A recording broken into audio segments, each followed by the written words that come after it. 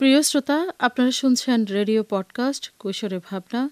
বাংলাদেশ বেতার কক্সবাজার অনুষ্ঠান প্রচারিত হবে মধ্যম তরঙ্গ 228.31 metre band 1314 kilohertz, FM 100.8 megahertz ও বাংলাদেশ বেতার অ্যাপসে।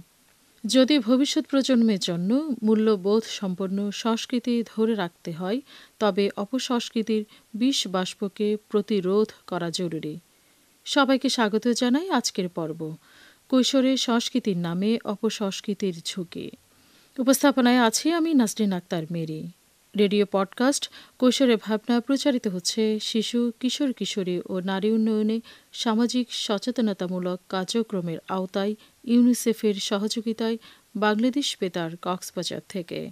অনুষ্ঠান রেডিও সেটে এবং মোবাইল ফোনে শুনতে টিউন করুন মধ্যম তরঙ্গ 228.31 মিটার ব্যান্ড 1314 কিলোহার্টজে, FM 100.8 মেগাহার্টজ ও বাংলাদেশ বেতার অ্যাপসে। ফেসবুক পেজ এবং ইউটিউব থেকেও পরবর্তীতে এ অনুষ্ঠান শুনতে পারবেন।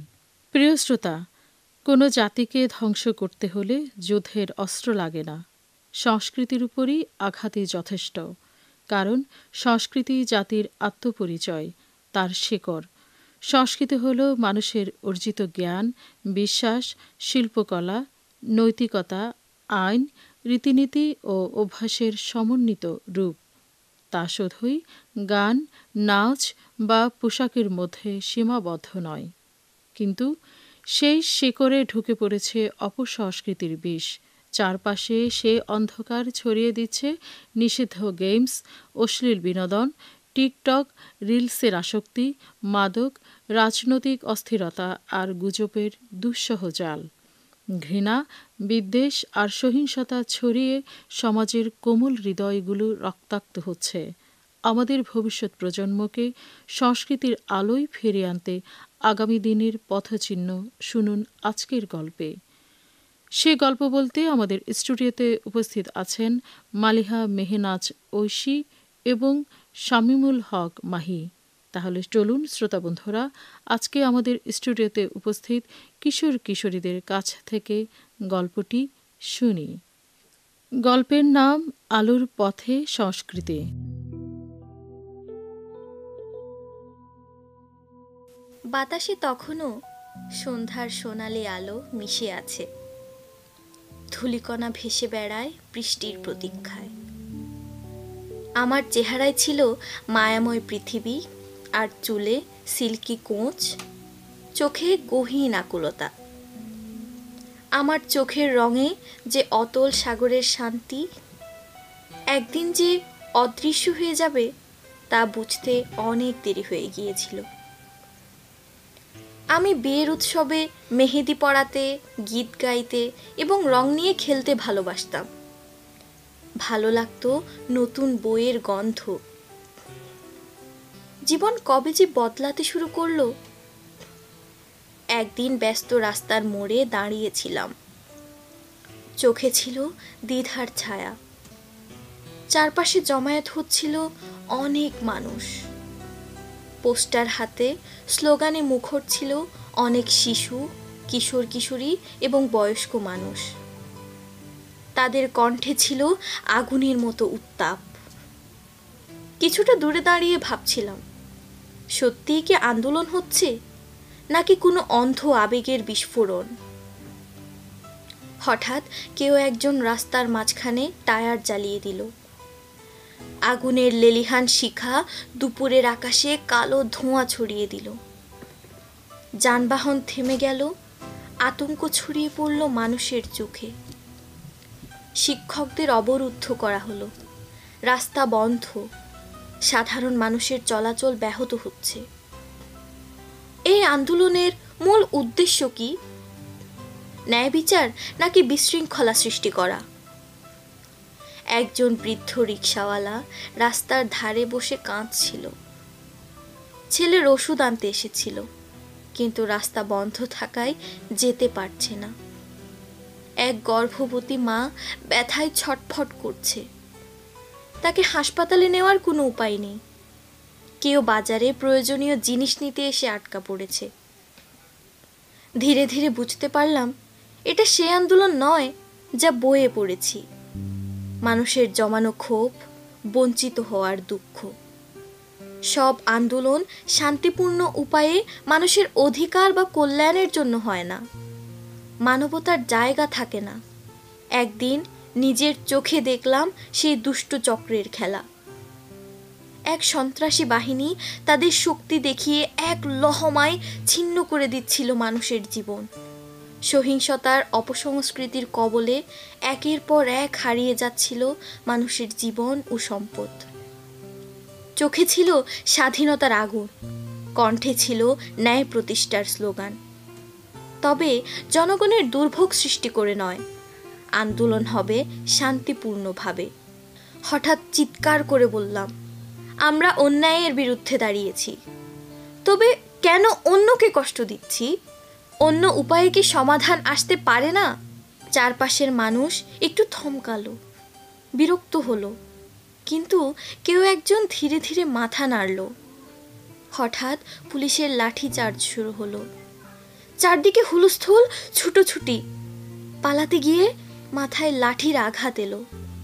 তারপর গ্রেপ্তার করে নিয়ে যাওয়া হলো জেলে। জেলে থাকাকালীন আমার সমস্ত স্বপ্ন ভেঙে পড়ল। পড়াশোনা বন্ধ হয়ে গেল, মানুষের ঘৃণা দমিয়ে রাখতে থাকলো। পরিবারও কঠিন পরিস্থিতির মুখে পড়ল, কিন্তু মনের মধ্যে নতুন উপলব্ধি ঘটল।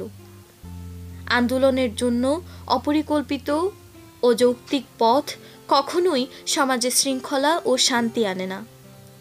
আন্দোলন ন্যায়সঙ্গত হতে পারে, কিন্তু তার পদ্ধতিটা যদি অন্যায় হয়ে যায়, তাহলে তা মানবিকতার সব সীমা লঙ্ঘন করে ফেলে। জনগণকে কষ্ট দিয়ে কোনো দাবি আদায় হয় না, বরং মানুষের মনে ঘৃণা সৃষ্টি হয়। বুঝতে পারলাম আসল লড়াই লড়তে হবে অন্যভাবে, কলমের শক্তিতে, বুদ্ধির আলোকে, ন্যায়ের পথে। জানালার বাইরে তাকিয়ে প্রতিজ্ঞা করলাম, এবার নতুন আলোয় হাঁটব। চোখ বন্ধ করে অন্ধ স্রোতের যাত্রী হব না। একটি সভ্য জাতি কখনো ধ্বংসাত্মক পথ বেছে নেয় না, বরং সমস্যা সমাধানের মাধ্যমে সত্যিকারের পরিবর্তন আনে সমাজে। নীলাভ বিকেলের মায়াবী আলো ছড়িয়ে পড়েছে চারদিকে। বাতাসে হালকা শীতলতার স্পর্শ, গাছের পাতায় নরম দুলুনি। অথচ এই প্রকৃতির সৌন্দর্য যেন ছুঁয়েও যায় না। রোদের উত্তাপে গলির পথটা তখন ধুলায় ধূসর। চৈত্রের বিকেলে একটা তালগাছের ছায়ায় বসে ফোনের পর্দায় ডুবেছিলাম আমি। স্বপ্নগুলো অনেক বড় হয়ে ডানা মেলতে লাগলো। ঠিক তখন মোবাইলের পর্দায় বিদেশি সংস্কৃতির ঝলমলে হাতছানি, বিকৃত বিনোদনের ভয়াবহ গহ্বর। সিনেমার অশ্লীলতা, গান বাজনার উন্মত্ততা আর ভার্চুয়াল জগতের নেশায় আসক্ত হতে থাকলাম। সেই পুরনো গানের সুর, গ্রামের মাটি, প্রকৃতির সবুজতা, বাংলা ভাষা, সাহিত্য, সংস্কৃতি ধীরে ধীরে যেন সেকেলে হয়ে উঠছিল। বইয়ের বদলে মোবাইল, পরিবারের বদলে বন্ধুরা, শান্ত বিকেলের বদলে রাতের কোলাহলই হয়ে উঠল আমার নেশা। মা জিজ্ঞেস করলে বিরক্ত হয়ে উত্তর দিতাম, বাবা শাসন করলে দরজা বন্ধ করে ফেলতাম। হাতে ধরা স্মার্টফোনই এখন আমার ছোট্ট দুনিয়ার জানালা। টিকটক ভিডিও, এটা নাকি নতুন সংস্কৃতি হয়ে উঠেছিল। ভাইরাল হতে হবে, লাখো ফলোয়ার চাই, সবার চোখ তার দিকেই। চুলের মাঝে হালকা তামাটে আভা, চোখের ক্ষণস্থায়ী উন্মাদনা। বন্ধুদের সাথে মিলে প্রতিদিন নানা রকম ভিডিও বানাতে লাগলাম। কখনো ট্রেনের ছাদে উঠে ব্যস্ত রাস্তায় ঝুঁকিপূর্ণ স্টান দেখিয়ে আমি একদিন সেলিব্রিটি হব। কিন্তু বুঝতে পারিনি এই সংস্থা খ্যাতির পেছনে ছুটতে গিয়ে কত বড় অন্ধকারের দিকে এগিয়ে যাচ্ছিলাম। সেদিনের আকাশটা ছিল ঝলমলে নীল। বিকেলের শেষ আলো গলে পড়ছিল রাস্তায়। বন্ধুরা মিলে নতুন এক ভিডিওর পরিকল্পনা করলাম। একটি চলন্ত ট্রেনের সামনে দাঁড়িয়ে সাহসী স্ট্যান্ড। বন্ধুরা সবাই উল্লাস করছিল। ক্যামেরা অন হলো। ট্রেন লাইনের মাঝে দাঁড়ালাম, হাতে ফোন, মুখে চিরচেনা হাসি। ক্যামেরার লেন্সে সব কিছু নিখুঁত দেখা যাচ্ছিল, কিন্তু বাস্তবতা ছিল অন্যরকম। ট্রেনের শব্দ বাড়ছিল, কিন্তু মন তখন পর্দার ওপারের লাইক, শেয়ার আর কমেন্টের স্বপ্নে বিভোর। বন্ধুরা চিৎকার করছিল, নিলয় সরে যা, ট্রেন আসছে। কিন্তু শোনার সময় নেই। 1 সেকেন্ড, শুধু 1 সেকেন্ড লাগবে পারফেক্ট অ্যাঙ্গেলে দাঁড়াতে। চিৎকার, হাহাকার, ধুলোয় ছিন্ন ভিন্ন শরীর। সন্ধ্যার খবরের শিরোনাম হয়ে গেল নিলয়। নিলয়ের মা ছুটে এলেন হাসপাতালের মর্গে। ছেলের নিথর দেহের পাশে বসে কাঁদতে লাগলেন। বললেন, বাবা তুই তো সেলিব্রিটি হতে চেয়েছিলি, এই কি তোর খ্যাতি? বন্ধুরা নির্বাক হয়ে দাঁড়িয়ে রইল। টিকটকে সেই ভিডিও আর পোস্ট করা হলো না। নীলের মতো হাজার কিশোর কিশোরী এখনো অন্ধকারের সেই পথে হাঁটছে। সস্তা খ্যাতির মোহ, ভাইরালের নেশা জীবন থেকে সংস্কৃতির আলো দূরে সরিয়ে দিচ্ছে। অপসংস্কৃতির এই মরীচিকা কতজনকে যে চিরকালীন সাদাশীতে জীবন আর তার নির্ভেজাল আনন্দগুলো হারিয়ে দিচ্ছে। সকালের মাঠে দৌড়ানো, নদীতে সাঁতার কাটা, সার্কাস, পুতুল নাচ, জারি, সারি, ভাটিয়ালি, ভাওয়াইয়া, মুর্শিদি, মারফতি, বাউল, গম্ভীরা, কবি গান, কীর্তন, ঘাটু, গাজন, বারোমাসি, ধামালি, পটুয়া প্রভৃতি ছিল বাঙালির অঙ্গে মাখা। এখন এসব যেন কেবল পুরনো গল্প। অপসংস্কৃতি কেবল এক মায়াবী পর্দা।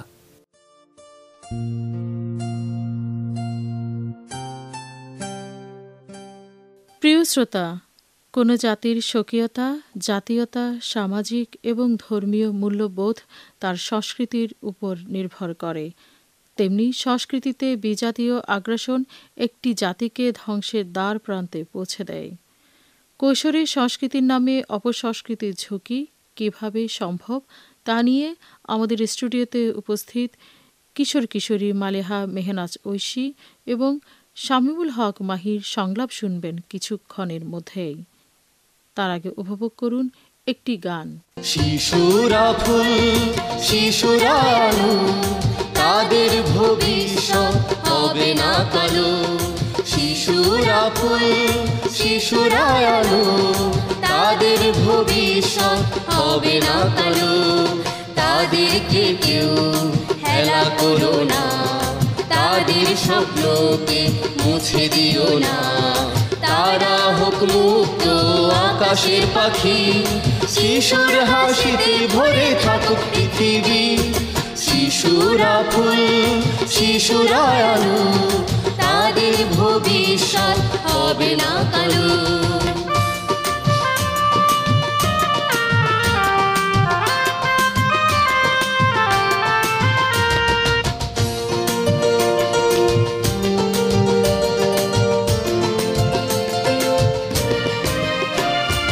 তাদের শিক্ষা, তাদের জীবন সুরক্ষিত থাকুক প্রতিটি স্বপন।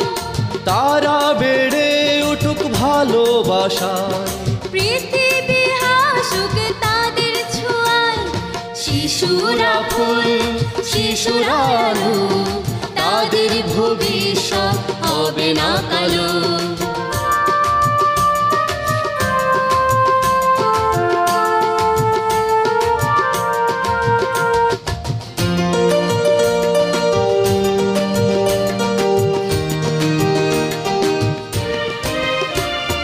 শিশুর অধিকার, শিশুর জীবন, সবাই মিলে গড়ি সুন্দর ভুবন। শিশুদের হাতে তুলে দাও আলো, তাদেরকে সবাই বাসবে ভালো। শিশুরা ফুল, শিশুরা আলো, তাদের ভবিষ্যৎ হবে না কালো। প্রিয় শ্রোতা, এই গল্পের মতো আমরা কি চাই আমাদের প্রজন্ম ফলোয়ার ও লাইকের ফাঁদে নিজের জীবন ঝুঁকিতে ফেলুক, ভুল তথ্যের মাধ্যমে বিদ্বেষ আর ঘৃণার বিস্তার করুক? না, আমরা চাই আমাদের জীবন আলোকিত হোক জ্ঞানের আলোয়, সৃষ্টিশীলতায়, মেধায় আর সুস্থ মানসিকতায়। একসময় সার্কাস, পুতুল নাচ, নাটক হতো সব জায়গায়। সময়ের স্রোতধারায় এমন ধারণা হলো যে নাটক করা খারাপ, এগুলো করলে আগুনে পুড়বে। ভয় ধরিয়ে দেওয়ায় এখন আর আগের মতো নাটক হয় না। বিভিন্ন অঞ্চলে যে লোকসঙ্গীতের প্রচলন ছিল, জারি, সারি, ভাটিয়ালি, ভাওয়াইয়া, মুর্শিদি, মারফতি, বাউল, গম্ভীরা, কবিগান, কীর্তন এখন আর সেভাবে শোনা যায় না। সঙ্গীত এখন অনেকটাই প্রযুক্তি নির্ভর। কখনো কি ভেবে দেখেছেন, যদি সংস্কৃতির জায়গায় ঢুকে পড়ে অপসংস্কৃতি, তখন তরুণ প্রজন্মের জীবন কেমন হতে পারে তা শুনুন আমাদের কিশোর বন্ধু শামীমুল হক মাহির কাছে। প্রিয় শ্রোতা, আপনারাও নিশ্চয়ই এ কথার সঙ্গে একমত হবেন। অপসংস্কৃতির প্রভাবে কিশোররা সহিংসতা ও অপরাধমূলক কর্মকাণ্ডে জড়িয়ে পড়তে পারে। বিশেষ করে টিকটক, গেমস, ভিডিও বা চলচ্চিত্রের মাধ্যমে তারা এমন চরিত্রগুলোর সাথে পরিচিত হয় যারা অপরাধীযুক্ত থাকে। এর ফলে শারীরিক ও মানসিক স্বাস্থ্য ক্ষতিগ্রস্ত হতে পারে। অনলাইনে অনেক ওয়েবসাইট, ইউটিউব চ্যানেল বা পডকাস্ট আছে যা কিশোরদের জন্য উপকারী হতে পারে। প্রিয় শ্রোতা, এখন প্রশ্ন হচ্ছে, কেন কিশোর কিশোরীরা সহজেই অপসংস্কৃতির ফাঁদে পড়ে? কৌতূহল, নতুন কিছু জানার ও অভিজ্ঞতা, বন্ধুদের মাঝে জনপ্রিয় হতে চাওয়া, পরিবার ও সমাজের সঠিক দিক নির্দেশনার অভাব।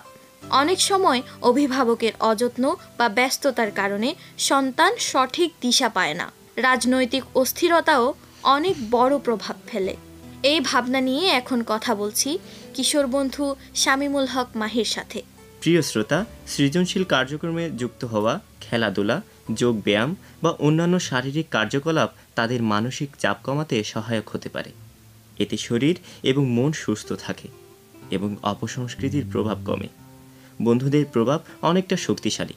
সঠিক বন্ধু নির্বাচন এবং গঠনমূলক সম্পর্ক গড়ে তোলা উচিত, যারা ইতিবাচক চিন্তা ও আচরণে বিশ্বাসী। প্রিয় শ্রোতা, ভিন্ন দৃষ্টিভঙ্গি এবং জীবনবোধের বিষয়ে পাঠ্য বইয়ের বাইরে অন্য বই পড়তে উৎসাহিত করুন, যা কিশোর কিশোরীদের চিন্তা ভাবনাকে বিস্তৃত করবে।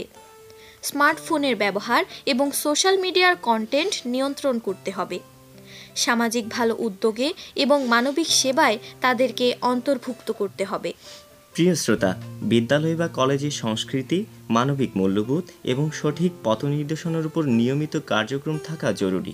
কৈশোরের মনোবিজ্ঞান বোঝা এবং তাদের সঙ্গে বন্ধুত্বপূর্ণ আচরণ করা, সৃজনশীল কাজে উৎসাহ দেওয়া, গান, সাহিত্য, খেলাধুলা, বিতর্ক, বিজ্ঞান চর্চা ইত্যাদির প্রতি আকৃষ্ট করা, পরিবারের সন্তানকে সময় দেয়া, তাদের মনের ইচ্ছে ও পরাজয়ের কথা শোনা, প্রযুক্তি ব্যবহার যেমন ইন্টারনেট ও মোবাইল ব্যবহারে পারিবারিক নিয়মকানুন তৈরি এবং সুস্থ বিনোদনের ব্যবস্থা করা। প্রিয় শ্রোতা, অনুষ্ঠান সম্পর্কে সুনির্দিষ্ট মতামত জানাতে পারেন বাংলাদেশ বেতার কক্সবাজার ফেসবুক পেজে। যারা অনুষ্ঠানটি শুনেছেন এবং তথ্য দিয়ে সহায়তা করেছেন তাদের প্রত্যেককে জানাই আন্তরিক ধন্যবাদ। প্রিয় শ্রোতা, নিরাপদ হোক শৈশব ও কৈশোরের জীবন। সকলের সুস্থতা কামনা করি আজকের মতো এখানেই বিদায় নিচ্ছি রেডিও পডকাস্ট কৈশোরের ভাবনা অনুষ্ঠান থেকে। আজকের পর্ব কৈশোরে সংস্কৃতির নামে অপসংস্কৃতির ঝুঁকি প্রচারিত হয়েছে ইউনিসেফের সহযোগিতায় বাংলাদেশ বেতার কক্সবাজার থেকে মধ্যম তরঙ্গ 228.31 মিটার ব্যান্ড 1314 কিলোহার্টজে, FM 100.8 মেগাহার্টজে ও বাংলাদেশ বেতার অ্যাপসে। যারা অনুষ্ঠানটি শুনেছেন এবং তথ্য দিয়ে সহায়তা করেছেন তাদের প্রত্যেককে জানাই আন্তরিক ধন্যবাদ।